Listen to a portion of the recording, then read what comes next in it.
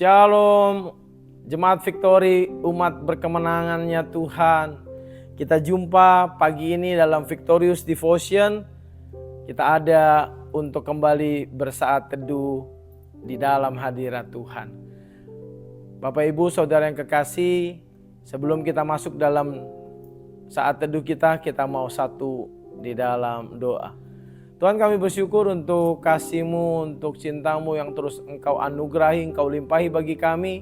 Kalau pagi ini boleh ada semata karena pertolongan dan penyertaan Tuhan. Kami bersyukur Tuhan, dan pagi ini kami mau dengar kebenaran firman-Mu, kami mau merenungkannya, dan kami mau menjalani hari ini bersama dengan Tuhan.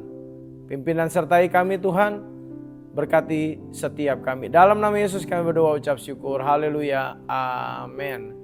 Bapak Ibu, saudara yang kekasih di dalam Tuhan, adik-adik teens, adik-adik youth, dan teman-teman semua yang dikasihi Tuhan, kita bersyukur kalau pagi ini kita boleh ada semata karena anugerah Tuhan.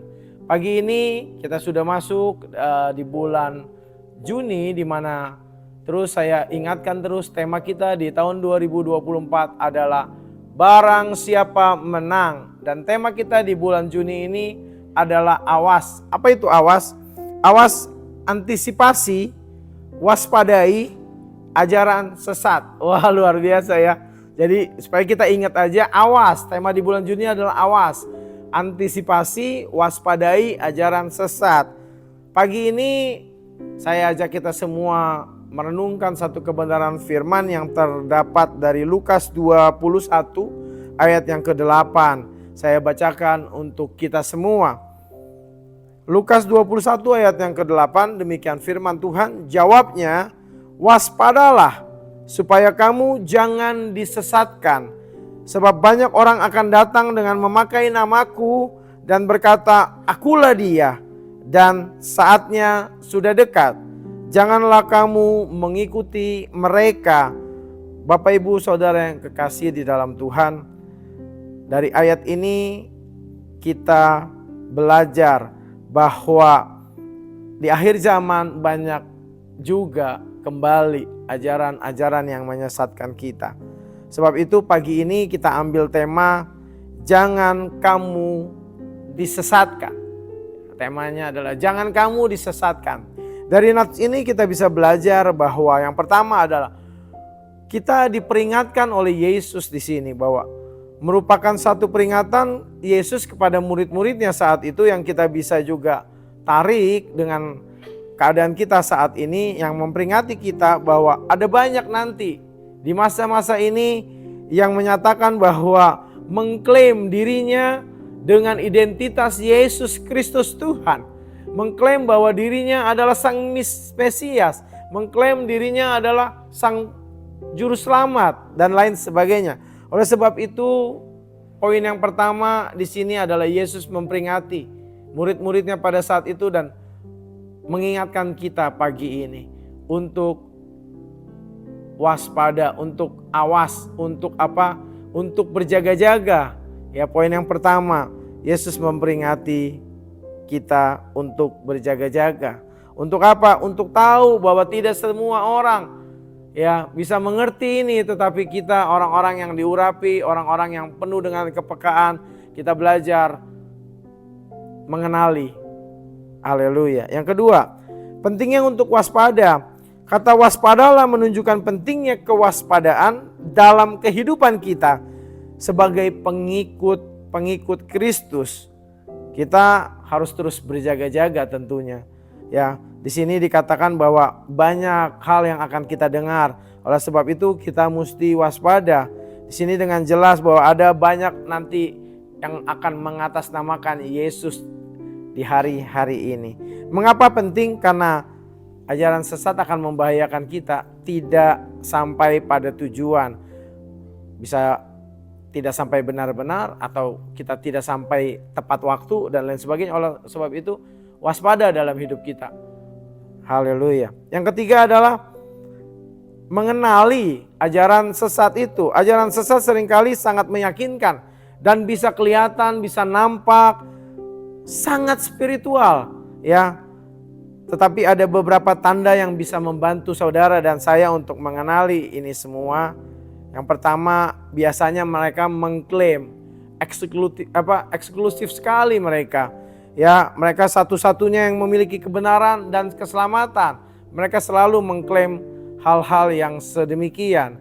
Yang kedua adalah mereka biasanya mengkultuskan pemimpin.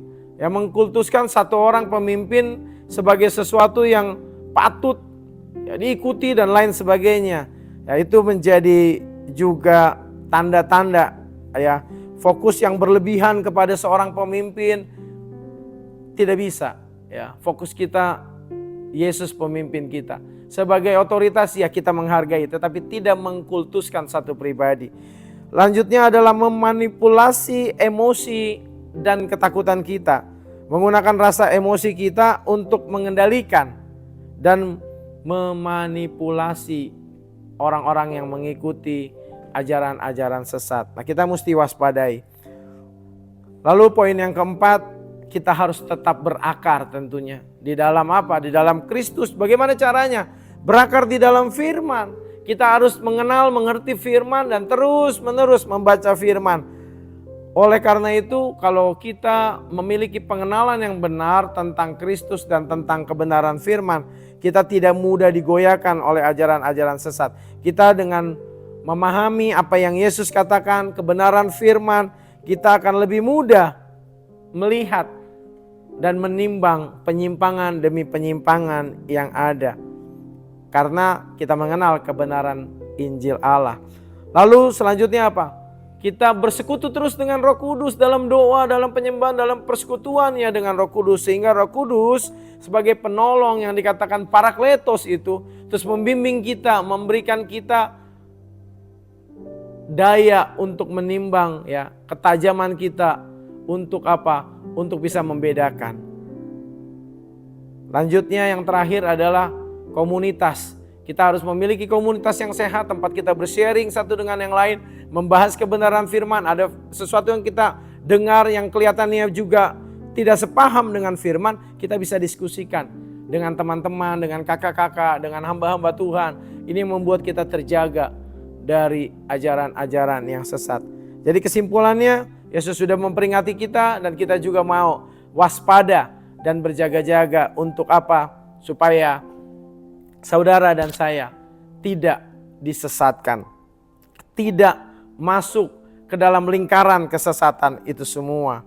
Kalau demikian, saudara kekasih di dalam Tuhan, kita mau tutup renungan malam ini dengan doa bersama di hadapan Tuhan. Kami bersyukur Tuhan, kami bersyukur untuk apa yang Engkau nyatakan dalam hidup kami. Di Nats ini Engkau memperingati kami untuk kami berjaga-jaga, untuk kami terus senantiasa ada di dalam satu kondisi di mana kami sadar, dan dengan kesadaran itu kami dapat berjaga-jaga. Kami dapat mengantisipasi dengan berjaga-jaga. Lalu kami bisa waspada atas ajaran-ajaran yang menyimpang. Kami juga bisa belajar kebenaran firman. Kami bisa terus ada dalam diskusi, dalam persekutuan dengan Roh-Mu yang kudus. Untuk terus mengingatkan kami, untuk terus menjaga kami ada dalam kebenaran firman Tuhan. Terima kasih Tuhan untuk kasih dan setia-Mu. Pimpin kami, semua anak-anak-Mu, umat-Mu berkemenangan di GBI Victory. Untuk terus ada dalam jalur kebenaran firman. Tidak menyimpang ke kanan dan ke kiri, karena kami berpegang teguh kepada Tuhan. Dalam nama Yesus kami berdoa, ucap syukur. Haleluya. Amin. Bapak Ibu Saudara yang kekasih di dalam Tuhan, terus kita ada dalam Victorious Devotion setiap hari Senin sampai hari Jumat dari jam 5 pagi. Dan Bapak Ibu boleh atur waktu bagaimana Bapak Ibu bersaat teduh bersama dengan kami. Kirimkan komentar, kirimkan saran, kirimkan dukungan doa. Terus isi kolom komentar kita. Mari anak-anak teens, anak-anak youth, Bapak Ibu Saudara sekalian, kita terus berjumpa membangun hubungan dengan Tuhan dalam devosi kita, yaitu Victorious Devotion, yang terus mengikatkan roh kita kepada Allah yang adalah roh di dalam Roh Kudusnya yang luar biasa. Shalom, sampai jumpa di Victorious Devotion selanjutnya. Haleluya.